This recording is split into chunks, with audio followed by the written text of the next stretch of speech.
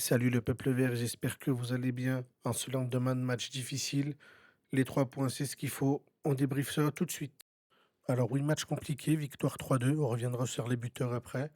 On est leader, 3 points d'avance sur le second. Mais là, on va un peu se pencher sur les déclarations du coach. Un match plaisant pour lui. Donc, il parle de Reims comme une équipe qui nous a beaucoup demandé.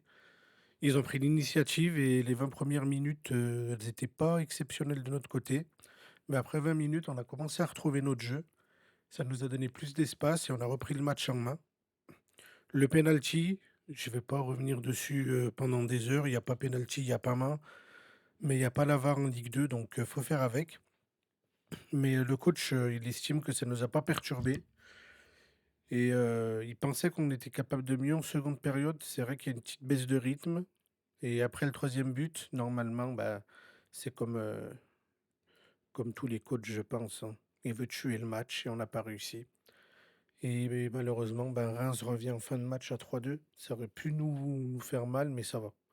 On a su gérer cette fin de match. Il dit que les 2 équipes voulaient gagner. C'était un match plaisant, stressant mais plaisant. Ça allait d'un but à l'autre et c'est normal. 2 anciennes équipes de Ligue 1. Il y a du niveau, moi je m'y attendais. Ensuite, on va parler d'individualité pour lui qui se révèle. Donc il parle de Miladinovic. Très beau match, très beau but, mais très constant dans son match.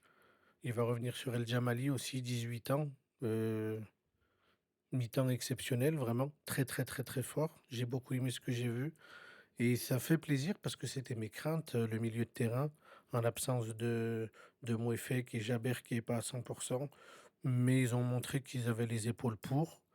Ensuite, il parle de la connexion entre Cardona et Stassin, qui montre de belles choses et c'était déjà le cas en Ligue 1 la saison dernière.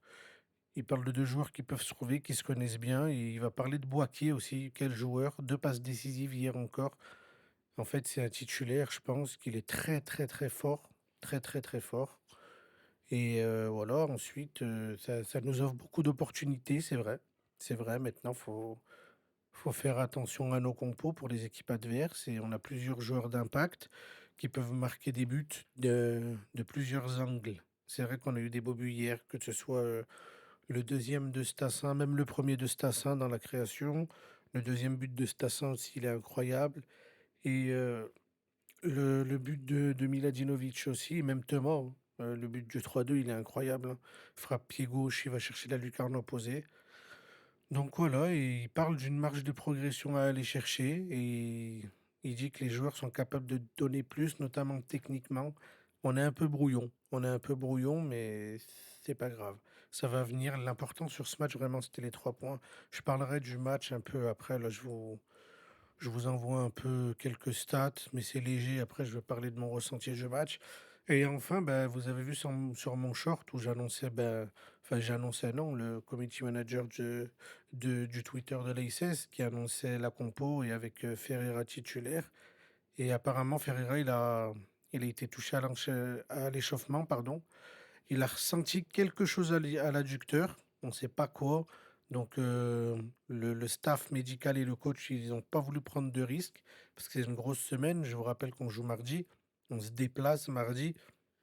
Donc, pour lui, ça peut expliquer, pour Orneland, ça peut expliquer notre entame de match, compliquée parce que Hanan, il venait, donc il reprend son couloir gauche.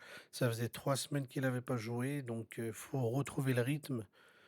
Quoi qu'on dise, quoi qu'on pense, un footballeur, quand il manque 3 semaines, c'est compliqué pour lui et Bernauer, il passe de gauche à droite, faut un temps d'adaptation, donc c'est pour ça que le début de match était poussif. Mais, j'ai pas eu trop peur non plus. C'est vrai qu'ils nous ont beaucoup gênés et je me suis dit: «Waouh, ils sont en train d'enchaîner, d'envoyer, mais est-ce qu'on va réussir à faire le dos rond?» Et oui, bah, on a tout à fait réussi. Et là, la deuxième partie de la vidéo, je vais revenir un peu moi sur le match, quelques actions, ce qui m'a plu, ce qui m'a pas trop plu. Bon voilà, quand le coach il parle de match ouvert, 16 frappes pour nous, 17 pour Reims, on encadre 10, eux 7. Ils ont beaucoup de grosses occasions, nous aussi. Donc voilà, c'était un match d'ancienne équipe de Ligue 1 et voilà, ça a commencé, première 1 quart d'heure, pardon, assez difficile pour nous. Voilà, on cherchait notre rythme, on cherchait nos marques. avec un milieu de terrain inédit. Ensuite, on a commencé, à jouer notre football comme on le souhaitait et sur une action collective, Stassin, il ouvre le score. Ensuite, pendant un quart d'heure avant le penalty, on dominait et ensuite le penalty, imaginaire. Je vais pas débattre dessus, il y a pas la VAR, l'arbitre doit prendre une décision à vitesse réelle, il l'a pris, égalisation et 2 minutes après, quel but! Quel but de Stassin! 2-1 à la mi-temps. Je me suis dit que ça allait bien démarrer la deuxième, je me suis pas trompé et pareil, Miladinovic qui envoie un but incroyable et ensuite on était en contrôle, vraiment contrôle pendant une vingtaine de minutes et pareil, le but de Thomas, incroyable, incroyable son but vraiment. Au début, je pensais à une erreur de placement de l'Arseneur, mais non, pas du tout. La frappe, elle est incroyable. Et ensuite, la fin de match, voilà, heureusement qu'on a Geoffroy Guichard, mais c'est compliqué un petit peu quand même, hein. Quand on a qu'un but d'écart, on sent que bon, les organismes, sont assez fatigués. C'est assez énergivore ce que demande Orneland. Mais voilà, on a réussi à gérer notre fin de match et on prend les 3 points. On est devant la Red Star avant de se déplacer à Amiens. Donc Amiens, qui a 5 points derrière nous. Faut vraiment gagner. La Red Star qui font un très bon début de saison, hein, très, très bon début de saison. Il y a un point d'écart avec eux et avec 3. Et il y a Pau derrière en embuscade. Après, il y a Amiens, Clermont. Et bon, après, ça se creuse. Et faudra vraiment faire attention ce match à l'extérieur. J'espère que les joueurs sont prêts et reposés. Et après, j'ai une stat encore à vous sortir. Je vous l'affiche pas, mais je vous la sors, hein. 14 de centres réussis hier. On est à 1 sur 7. Bon, c'est, j'aime pas, voilà. J'aime pas et va falloir soit on arrête de centrer, soit on les travaille, mais contre certaines équipes, on peut pas arriver comme ça, surtout face à Reims. Donc voilà, c'est le seul point faible du match que je vois, même si on encaisse 2 buts, on n'y peut vraiment pas grand-chose.